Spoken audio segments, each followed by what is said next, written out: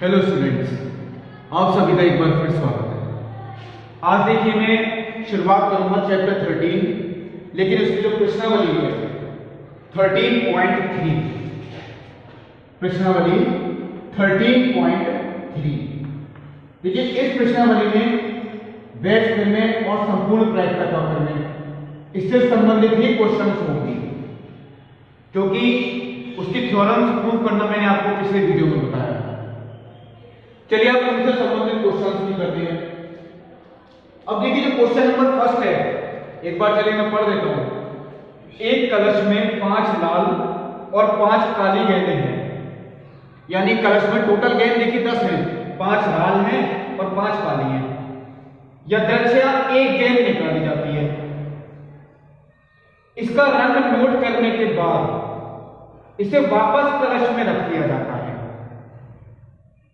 यानी देखिए 10 गेंदें काली थी, हमने इसमें से एक गेंद निकाली। अब वो लाल भी हो सकती है, काली भी हो सकती है, उसका कलर हमने नोट कर लिया, उस हमने गेंद को डाल दिया वापस कलश में। अब उन्हें जो निकाले गए रंग की गेंद आई थी हमारी, यानी जो गेंद हमने देखिए निकाली थी, अब वो चाहे लाल थी या काली थी, इसी निकाले गए रंग की 2 अतिरिक्त गेंदें कलश में रख दी जाती हैं। यानी इसका मतलब क्या है, जो हमने अगर लाल निकाली पहली बॉल, तो उसे तो वापस रखा ही रखा, उसके अलावा 2 अलग गेंदें और रख दी लाल रंग की, और अगर काली थी तो हमने काले रंग की गेंदें रख दी, और फिर कलश में से एक गेंद निकाली जाती है। तो जो दूसरी गेंदें हैं, तो दूसरी गेंद है, इसकी लाल होने की प्रायिकता क्या है, इसका मतलब क्या है। देखिए जिसकी प्रायिकता हमें निकालनी है, जिसकी प्रायिकता हमें निकालनी है, वो घटना तो देखिए हम ए मानते हैं। जिसकी प्रायिकता हमें निकालनी है वो घटना क्या मानेंगे, ए। और वो ए घटना क्या है, दूसरी गेंद लाल है।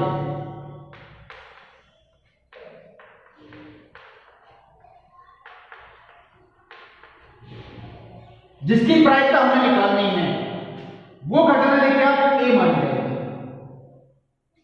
और ये जिन घटनाओं पर निर्भर है, ये जिन घटनाओं पर निर्भर है, उन्हें हम मानेंगे E1, E2, E3 अगर है पॉसिबल तो वो मानी जाएंगी E1 और E2। यानी जो प्रतिदर्श समष्टि को विभाजित कर रही है वो घटनाएं तो है E1 और E2, और जिसकी प्रायिकता हमें निकालनी है वो घटना ए है। अब ये घटना किन पर निर्भर है, देखिए जिस रंग की हमने 2 गेंदें डाली थी, यानी पहली गेंद किस रंग की आई थी, ये इस बात पर डिपेंड कर रहा है पूरा क्वेश्चन। हो सकता है पहली गेंद लाल आई हो या पहली गेंद काली आई हो, दोनों में से कोई भी पॉसिबिलिटी है। अगर आपको लगता है कि पॉसिबिलिटी वही 2 पॉसिबिलिटी लगती है, आपको कहीं 3 पॉसिबिलिटी लगती है, तो वो घटनाएं E1, E2 और E3 ही होती है। जिसकी प्रायिकता आपको निकालनी है वो घटना ए होती है। अब देखिए 2 पॉसिबिलिटी हमें कहां नजर आई, क्योंकि जो पहली गेंद थी हमें उसका रंग नोट करना था, तो जो पहली गेंद है वो लाल भी हो सकती है, मैं यहां लिख देता हूं पहली गेंद लाल होना, और पहली गेंद काली भी हो सकती है। ये देखिए क्वेश्चन की लैंग्वेज पढ़ते ही पता लग जाएगा। कहीं आपको अगर लगता है कि 2 पॉसिबिलिटी हैं, तो समझिए वो संपूर्ण प्रायिकता के प्रमेय का क्वेश्चन हो सकता है, वैध प्रमेय का भी हो सकता है। अब ये क्वेश्चन संपूर्ण प्रायिकता के प्रमेय का ही है, क्योंकि हमें यहाँ पे जिसकी प्रायिकता निकालनी है वो घटना तो ए है, ये घटित नहीं हुई है घटना। अगर यही घटना घटित हो चुकी होती, मैं बताऊंगा आपको कैसे बनता है ये बैच प्रमेय का क्वेश्चन। अगर ये घटना घटित हो चुकी होती तो यही क्वेश्चन बैच प्रमेय का होता। मैं आपको देखिए बताऊंगा वो किस तरीके से हो सकता है। पहले एक बार देखिए, ये आपको पूरा करके दिखाता हूं मैं, क्योंकि संपूर्ण प्रायिकता के प्रमेय का क्वेश्चन है। पहली गेंद लाल भी हो सकती है, पहली गेंद काली भी हो सकती है। अब देखिए हमें अगर इन सबकी प्रायिकता ही पता लग जाए, यानी PE1 PE2 इक्वल टू और फिर ए निर्भर रहेगा इन पर, ए कंडीशनल E1 और ए कंडीशनल E2। यानी अगर E1 घटित हो चुकी है तो ए के घटित होने की प्रायिकता, और अगर E2 घटित हो चुकी है तो ए के घटित होने की प्रायिकता। कैसे निकालेंगे? सबसे पहले देखिए इनकी प्रायिकता निकालते हैं। पहली गेंद लाल होना, पहली बार में देखिए कलश में 10 गेंदें हैं, 5 लाल हैं और 5 कैसी हैं? काली। कलश में टोटल कितनी गेंदें हैं? 10, 5 लाल और 5 काली। तो पहली गेंद लाल आई अगर, तो लाल गेंद तो 5 है, टोटल कितनी है? 10। तो लाल होने की प्रायिकता हो गई 5/10। और पहली गेंद अगर काली है तो काली भी 5 ही है, टोटल कितनी है? 10, 5/10। अब आती है इस वाले प्रायिकता को निकालने की बात। अगर E1 घटित हो चुकी है, इसका मतलब अगर पहली गेंद लाल आई है, ये घटित होने का मतलब क्या है? हमने पहली गेंद निकाली, कौन सी आई? वो लाल। हमने इसका कलर नोट किया, लाल है, इसे वापस रख दिया कलश में। इसी कलर की अब हमने 2 गेंदें और डाल दी कलश में, यानी अब कलश में टोटल गेंदें कितनी हो जाएंगी? 12। 5 काली और 7 लाल, 5 काली और 7 लाल, टोटल कितनी हो गई? 12। तो इसका मतलब प्रायिकता जो होगी अनुकूल परिणाम घटित कुल परिणाम, ऐसे ही निकलेगी। कुल परिणाम तो 12 ही हो गई। चाहे आप यहां पे देख लीजिए, अगर E2 घटित हो चुकी है, यानी कि पहली गेंद अगर काली आई है, हमने इसका कलर नोट किया, इसे वापस कलश में रख दिया। अब 2 काली गेंदें हमने और डाली, क्योंकि उसी कलर की गेंदें हमें कलश में डालनी है, यानी कलश में टोटल गेंदें कितनी हो गई? 12। 7 काली और 5 लाल, ये भी कुल परिणाम कितने हो गए? 12। देखिए 2 हमने यहां पे लाल गेंदें और डाली कलश में तो 12 हो गई, यहां पर 2 गेंदें हमने काली और डाल दी कलश में तो कितनी हो गई? 12। अब आते हैं, अगर ये घटना घटित हो चुकी है, यानी कि 2 गेंदें हमने लाल डाल दी बैंक में यानी कलश में, तो ए की घटित होने की प्रायिकता, यानी ए घटना क्या है? लाल। तो लाल गेंद आने की प्रायिकता क्या है? इस समय कलश में 7 लाल हैं और 5 काली हैं। इस समय कलश में देखिए 7 लाल हैं और 5 कैसी हैं? काली। लाल आने की प्रायिकता 7/12, क्योंकि लाल तो 7 ही है, टोटल कितनी है? 12। यहां पर इस समय कलश में 12 गेंदें हैं, 5 लाल हैं और 7 काली हैं, क्योंकि यहां पे हमने काली डाली होगी। इसका मतलब यहां पे 5 लाल हैं, 7 काली, तो ए के घटित होने की प्रायिकता, यानी कि लाल आने की प्रायिकता, लाल इस समय कितनी है? 5, यानी कि 5/5। यहां पे देखिए 7 लाल हैं और 5 काली, तो लाल आने की प्रायिकता 7/12। यहां पे 5 लाल हैं और 7 काली, तो लाल आने की प्रायिकता 5/12। अब हमें निकालनी है कि दूसरी गेंद लाल हो, इस बात की प्रायिकता क्या है, यानी कि PE। तो जो मैंने संपूर्ण प्रायिकता का सूत्र आपको बताया था, PE1 into a conditional E1 plus PE2 into a conditional E2। अब क्योंकि यहां 2 ही घटनाएं हैं तो ये सूत्र यहीं तक ही रहेगा। मान रखते हैं PE1 का मान 5/10, चलिए मैं 1/2 लिख देता हूं, और इसका मान 7/12 प्लस PE2 का मान 5/10 यानी कि 1/2, और इसका मान 5/12। 7/24 प्लस 5/24 यानी कि 12/24, इसका मतलब 1/2। ये हुई दूसरी गेंद बनाने की प्रायिकता। ये तो था संपूर्ण प्रायिकता के प्रमेय का क्वेश्चन। अब इसी क्वेश्चन में क्या चाहिए होता कि वैध प्रमेय का हो जाता।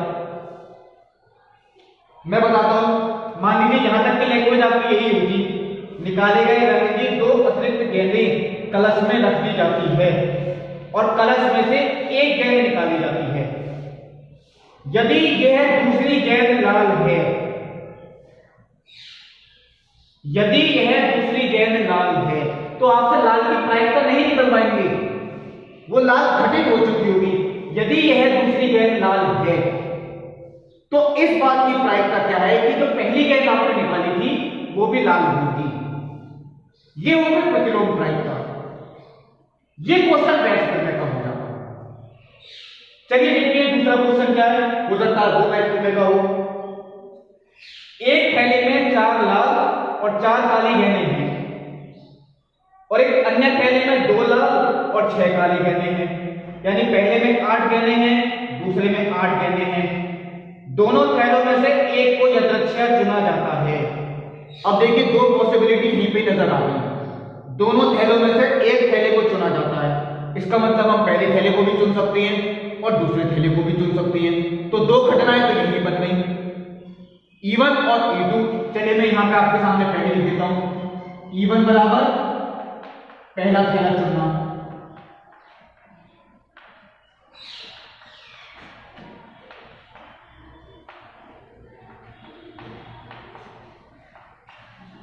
और E2 बराबर दूसरा थैला चुनना।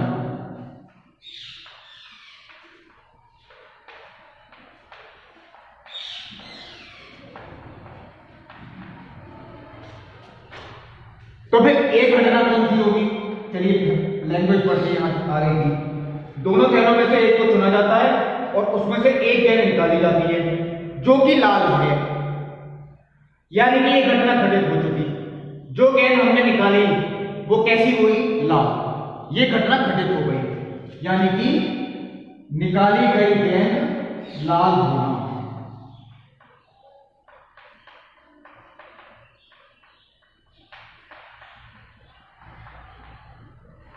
ये घटना घटित हो चुकी है। इसका मतलब ये क्वेश्चन जो होगा ये मैच करने का ही होगा।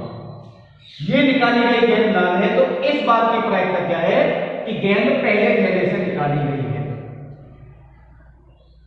इसका मतलब ये प्रतिलोम प्रायिकता हुई। इन्होंने खुद कहा है अगर निकाली गई गेंद लाल है, यानी ये घटना घटित हो चुकी है, तो इस बात की प्रायिकता क्या है कि जो पहला थैला चुना गया है, यानी जो गेंद है वो पहले थैले से चुनी गई है।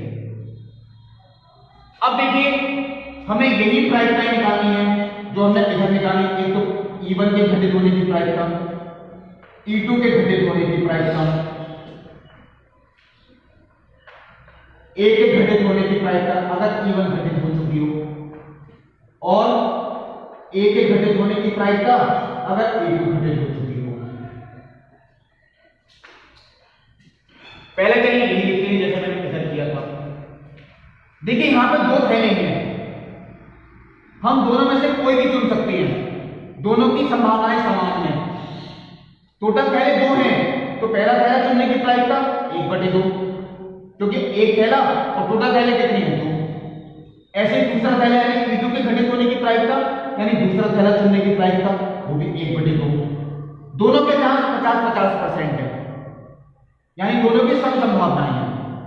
अब आगे देखिए वाली बात, अगर यहां E1 घटित हो चुकी है, यानी कि अगर हमने पहला थैला चुन लिया है, तो A के घटित होने की प्रायिकता, यानी गेंद के लाल होने की प्रायिकता क्या है? अगर हमने पहला थैला चुन लिया है तो उनमें से गेंद लाल होगी, इस बात की प्रायिकता क्या है? तो पहले थैले में देखिए 4 लाल और 4 काली गेंदें हैं। 4 लाल और 4 कैसी काली, टोटल है 8। लाल कितनी है? क्योंकि हमें लाल की ही प्रायिकता निकालनी है, 4/8।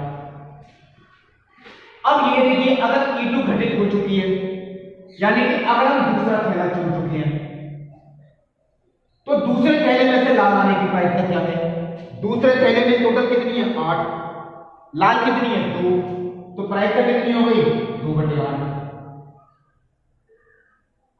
अब आते हैं, ये देखिए चारों मान हमने लिख लिए। यदि ये घटना घटित हो चुकी है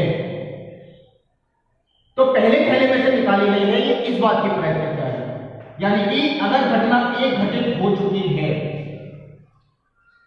तो ये पहले थैले से आई है, यानी कि E1 के घटित होने की प्रायिकता क्या है?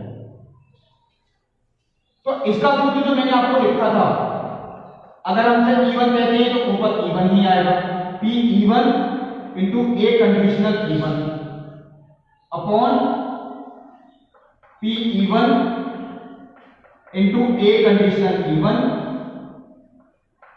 plus P(E2) into A conditional E2।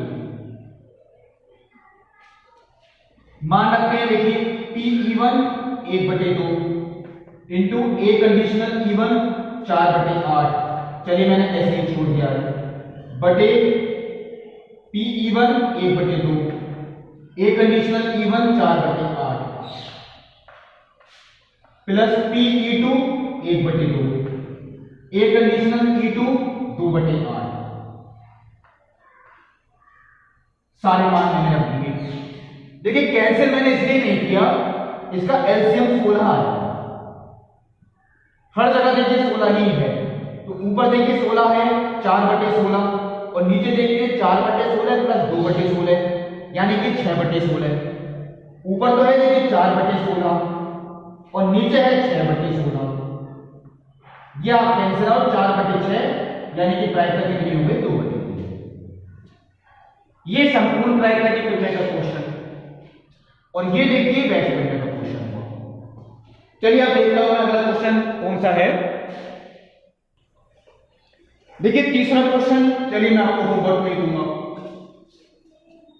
तीसरा क्वेश्चन आपको मैं चलिए होमवर्क में दूंगा। एक बार चलिए देख लेते हैं क्या है।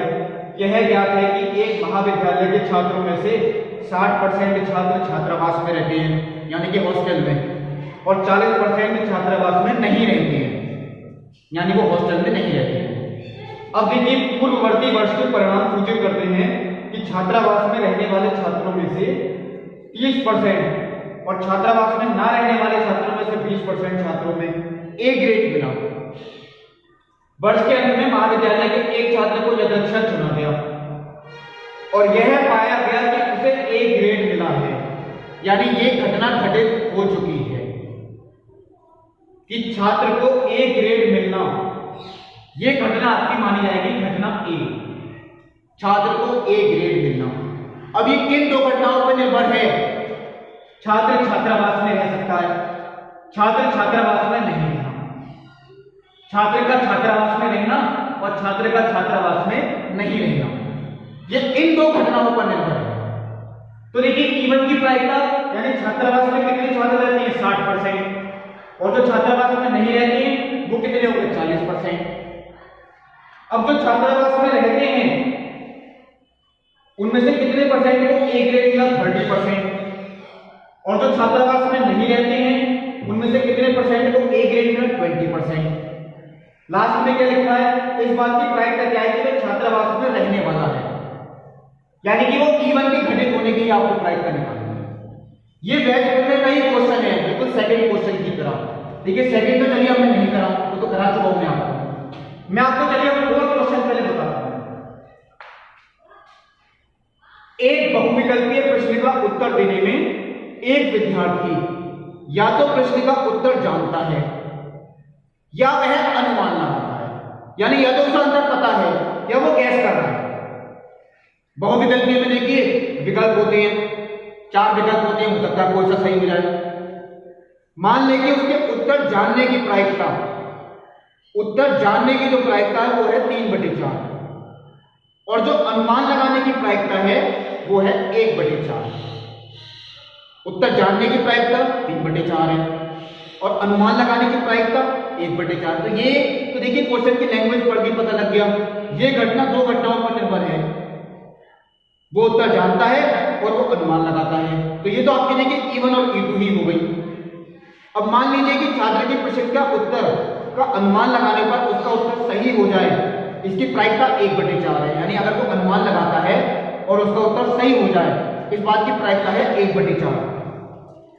तो इस बात की प्रायिकता क्या है कि कोई छात्र प्रश्न का उत्तर जानता है यदि यह ज्ञात है कि उसने सही उत्तर दिया है, यदि यह ज्ञात है कि उसने सही उत्तर दिया है, ये घटना घटित हो चुकी है। यदि यह ज्ञात है कि छात्र ने सही उत्तर दिया है, तो घटना ए जो है प्रश्न का सही उत्तर देना,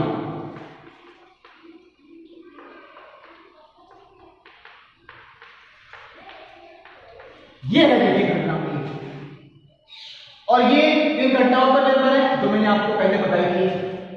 या तो छात्र प्रश्न जानता है, प्रश्न का उत्तर जानना, यानी या तो वो जानता है, या प्रश्न का उत्तर अनुमान लगाना।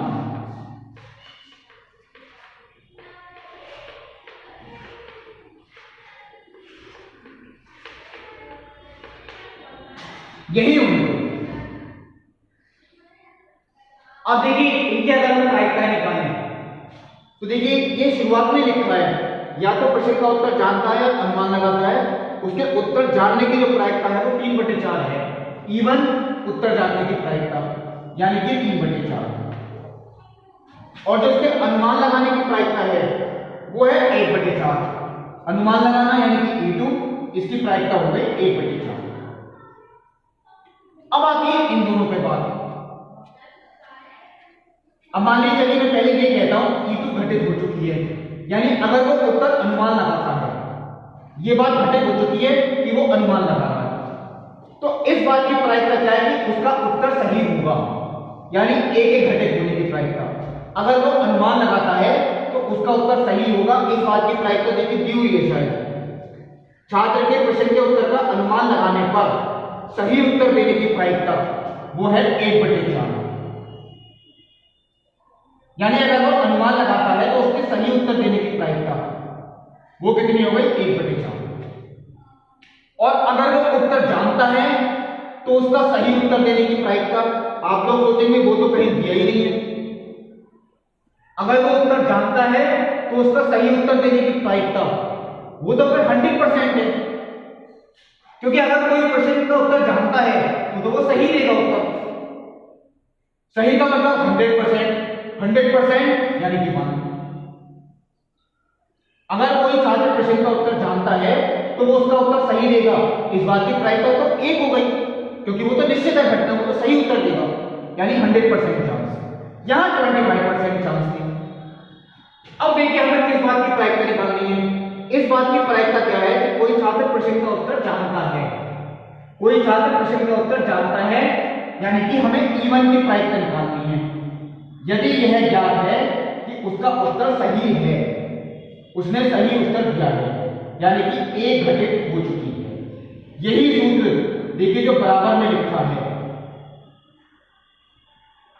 Pe1 into a conditional E1 upon Pe1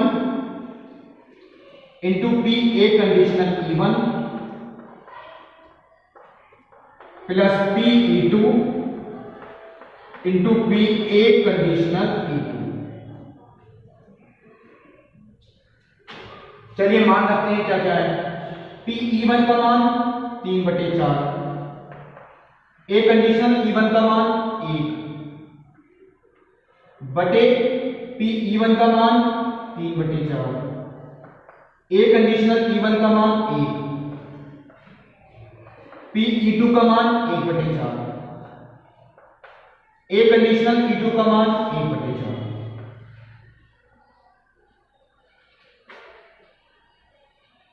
अब इसे अगर हम सॉल्व करते हैं, देखिए 3/4, चलिए ऊपर तो 3/4 ही आया, नीचे 3/4 प्लस 1/16 यानी कि 12/16 प्लस 1/16। 3/4 का मतलब ऐसे लेते तो 12/16 प्लस 1/16 यानी कि 13/16।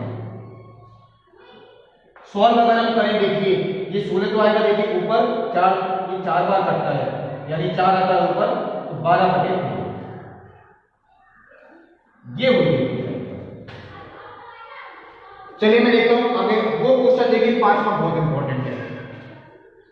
किसी विशेष रोग के सही निदान के लिए रक्त की जांच 99% असरदार है, यानी वो 99% आपको सही रिजल्ट देती है जब वास्तव में रोगी उस रोग से ग्रस्त होता है।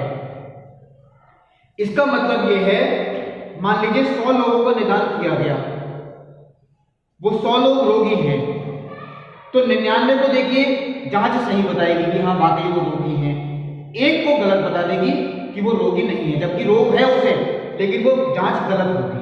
99% का मतलब यही हुआ, अगर 100 रोगी हैं उनकी जांच होती है तो 99 को मशीन बताएगी कि वो रोगी हैं, एक को मशीन बताएगी कि वो रोगी नहीं है।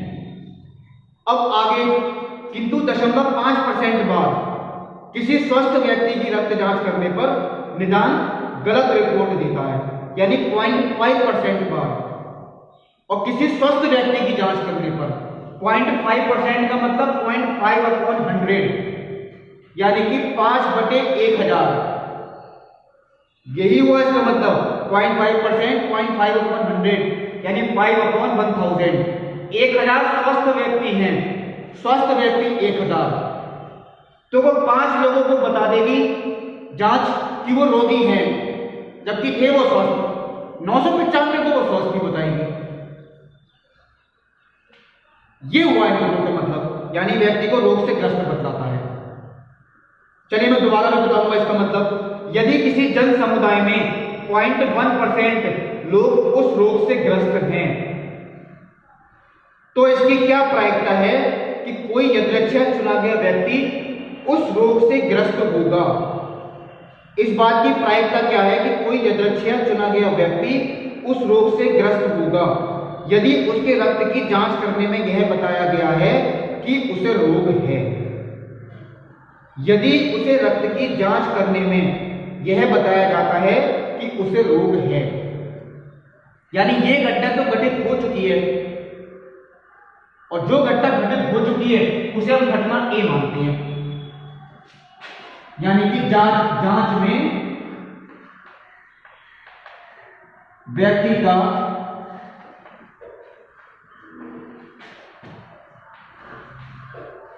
रोगी होना, यानी जांच करने पर व्यक्ति रोगी है। वो हो भी सकता है या नहीं भी हो सकता है, क्योंकि जांच गलत भी हो सकती है और सही भी हो सकती है। जांच में व्यक्ति रोगी आया है, ये घटना घटित हो चुकी है। अब ये किन दो घटनाओं पर निर्भर है। व्यक्ति रोगी हो भी सकता है और व्यक्ति रोगी नहीं भी हो सकता है। जन समुदाय वाली जो बात थी, यानी कि मैं यहां लिख देता हूं, जन समुदाय में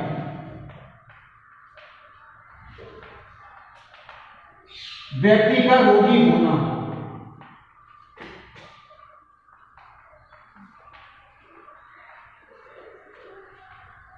और ईटू घटना जन समुदाय में व्यक्ति का रोगी नहीं होना।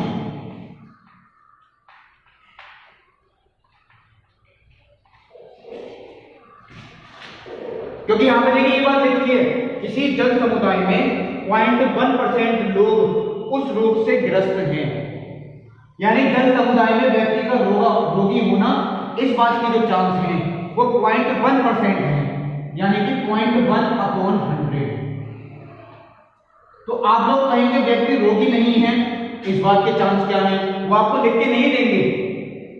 0.1% यानी 1/1000, 1000 में एक व्यक्ति रोगी है, तो 999 जो हुए, 999/1000 वो रोगी नहीं है, यानी कि 99.9% व्यक्ति। अगर 0.1% रोगी हैं, मैंने 100 में से इसे माइनस किया, क्या बचा 99.9, वो रोगी नहीं है। ये तो देखिए यहां ये लिख के नहीं देंगे, ये आपको माइनस करके निकालनी पड़ेगी। अब आता है आगे वाली बात, यानी इवन घटित हो चुकी है। अगर जन समुदाय में व्यक्ति रोगी है तो वो वास्तव में रोगी होगा, यानी जांच उसको रोगी ही बताएगी। इस बात के कितने चांस हैं? अगर जन समुदाय में कोई व्यक्ति रोगी है तो जांच उसे रोगी ही बताएगी। इस बात के कितने चांस हैं? वो शायद देखिए सबसे पहली लाइन में लिखा है 99% असरदार है जब वास्तव में रोगी उस रोग से ग्रस्त होता है। यानी अगर व्यक्ति रोगी है तो जांच भी रोगी ही बताए उसे, वो है 99% चांस, क्योंकि 99% असरदार है, यानी वो सही बता रही है। और अगर व्यक्ति रोगी है ही नहीं, क्योंकि E2 का मतलब क्या है, रोगी नहीं होना। अगर व्यक्ति रोगी है ही नहीं फिर भी जांच उसे रोगी बता रही है। अगर व्यक्ति रोगी है ही नहीं और फिर भी जांच उसे बता रही है क्या रोगी, तो इस बात के चांस क्या है, देखिए 0.5%, क्योंकि स्वस्थ व्यक्ति हुआ है। अगर कोई व्यक्ति रोगी है ही नहीं तो इसे मैं देखिए ये भी लिख सकता हूं, रोगी नहीं का मतलब क्या है, मैं यहां लिख देता हूं, देखिए रोगी नहीं का मतलब है स्वस्थ। इसका मतलब अगर व्यक्ति स्वस्थ है तो भी उसे जांच रोगी बता रही है, इस बात के चांस है 0.5%। सारे मान मैंने लिख दिए। अब ये देखता हूं वाकई E1 की ही निकालनी है प्रायिकता या E2 की निकालनी है। ये देखिए शायद लास्ट में लिखा है, तो क्या प्रायिकता है कि कोई यादृच्छिक चुना गया व्यक्ति उस रोग से ग्रस्त होगा, यानी व्यक्ति रोगी होगा, वो हमें E1 की ही निकालनी है। अब मैं अगर इसके मान रखता हूं यहां पर E1 का मान देखिए 0.1/100 इंटू ए कंडीशनल E1 का मान 99/100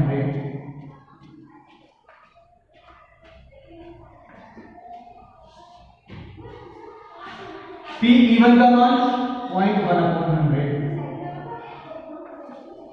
इंटू ए कंडीशनल E1 का मान 99/100 प्लस E2 का मान 99.9/100 इंटू ए कंडीशनल E2 का मान 0.5/100।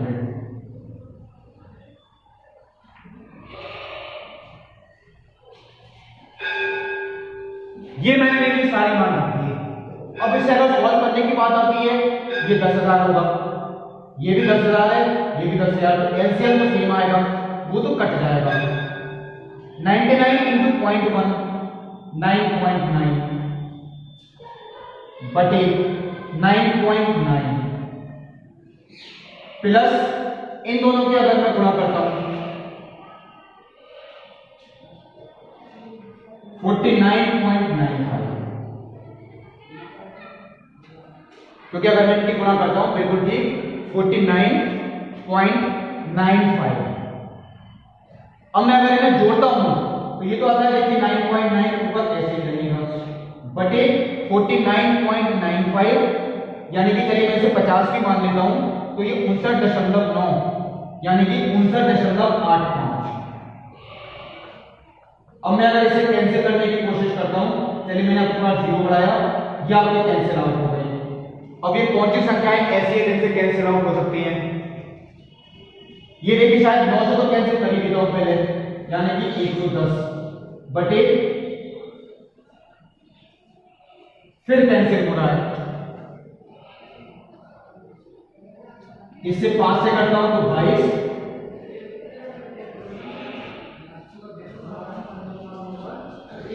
बटे 133।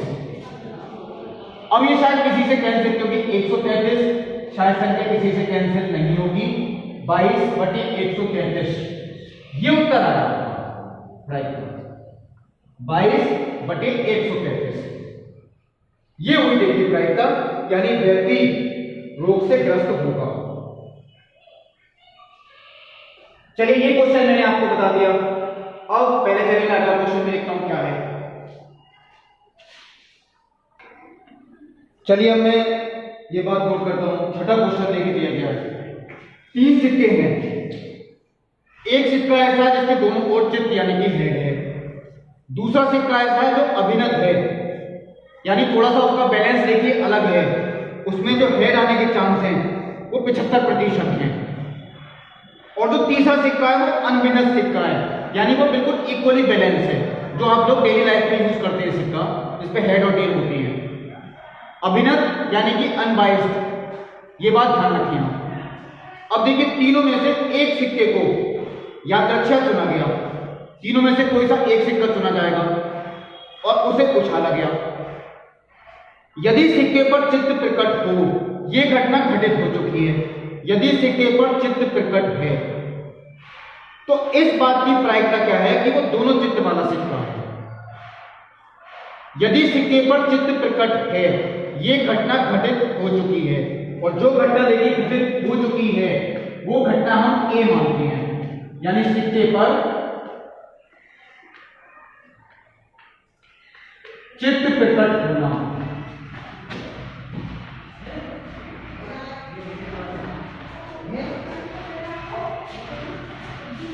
सिक्के पर चित्त प्रकट होना।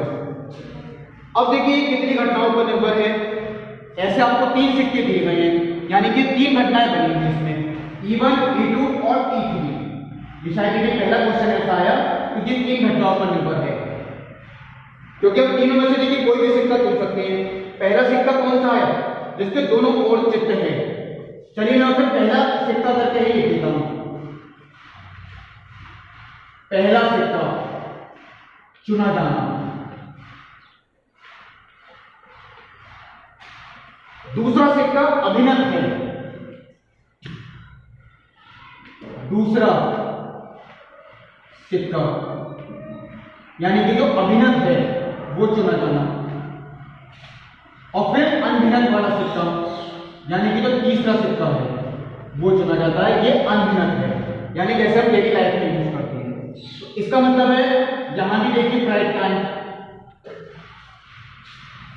ये भी आपको 3 मान निकालने पड़ेंगे। चलिए देखते हैं क्या है। पहले तो सिक्का ही चुना जाना।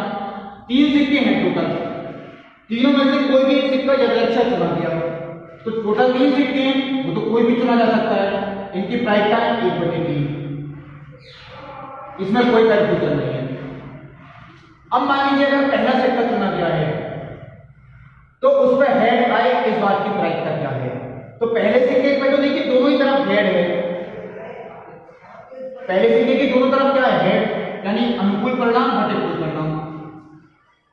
अगर दूसरा सिक्का चुना गया है तो उस पर हेड आने के चांस देखिए दिए गए हैं 75%, यानी कि 75/100। 75/100 का मतलब 3/4। और तीसरा सिक्का वो तो अनभिनव है, यानी अनबाइस्ड, उसमें तो हेड आने के चांस वही है अपने जो एक पे हेड होता है दूसरी तरफ टेल होता है, तो हेड आने के चांस 1/2। अब आता है हमें प्रायिकता किसकी निकालनी है। तो क्या प्रायिकता है कि वो दोनों चित्तों वाला सिक्का है। दोनों चित्तों वाला सिक्का यानी कि वो पहला सिक्का है, तो हमें निकालनी तो E1 की ही प्रायिकता है। अगर घटना एक घटित हो चुकी है, केवल एक डिफरेंस होगा। अब जो ये नीचे है ये आपका एक चीज और बढ़ जाएगी, यानी कि P E3 into P A conditional E3। चलिए देखते हैं आगे। मान अगर मैं रखता हूं P E1 यानी कि 1/3 इंटू A कंडीशनल E1 यानी कि 2/2 1। चलिए एक काम करता हूं, मैंने आपको इतना हिंट दिया, ये मैं अधूरा छोड़ देता हूं, आप इसे कंप्लीट कर लें। अब देखते हैं अगला क्वेश्चन क्या है। एक बीमा कंपनी 2000 स्कूटर चालकों, 4000 कार चालकों और 6000 ट्रक चालकों का बीमा करती है। यानी टोटल चालक देखिए ड्राइवर्स कितने होंगे, 4 और 2 6 और 6 12,000 टोटल ड्राइवर है। Scooter driver, car driver, truck driver, इनकी दुर्घटनाओं की प्रायिकताएं चलिए ये भी दी गई हैं। बीमाकृत व्यक्तियों में से एक दुर्घटनाग्रस्त हो जाता है, यानी ये घटना घटित हो चुकी है कि बीमाकृत जो चालक है वो दुर्घटनाग्रस्त हो गया, यानी कि उसका एक्सीडेंट हुआ है। तो इसकी प्रायिकता क्या है कि वो स्कूटर चालक होगा। जो घटना घटित हो चुकी है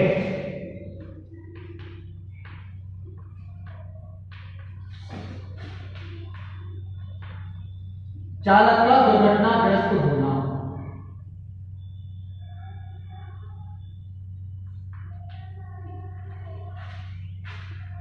अब ये देखिए 3 घटनाओं पर निर्भर है।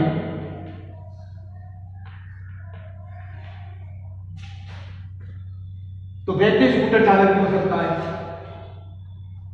यानी कि व्यक्ति का स्कूटर चालक होगा।